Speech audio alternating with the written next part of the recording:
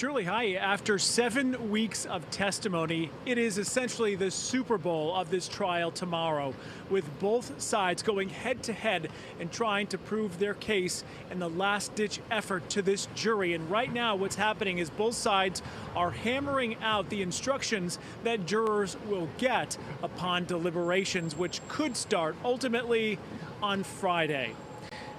Judge Arun Subramanian told the court today that he went over 200 objections from both sides, 200 objections to wording, and a full-throated attack about the Constitution as it applies to this case.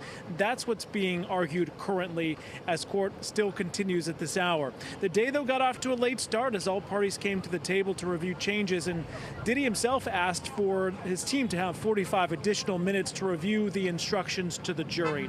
It comes after the prosecution made a shocking change to the language in one of the most consequential charges. Essentially, they have removed some of the underlying crimes the jury should consider in the racketeering count, specifically the words attempted from kidnapping and arson, and aiding and abetting from sex trafficking.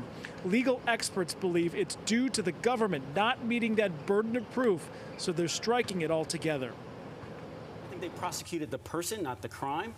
So I don't think they met their burden of proving that RICO charge. I don't think they put enough to show that this operation was put together for the purposes of furthering criminal activity.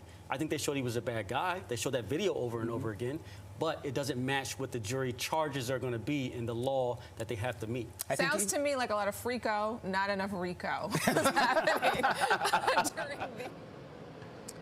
You might say. Okay, so right now, the judge is hearing from the attorneys on both sides. He says they will stay there in the courtroom as long as it takes tonight. They're going through dozens of pages of instructions that the jury will hear on Friday after closing arguments, which are set for tomorrow morning. Each side saying they're going to take 4 hours each.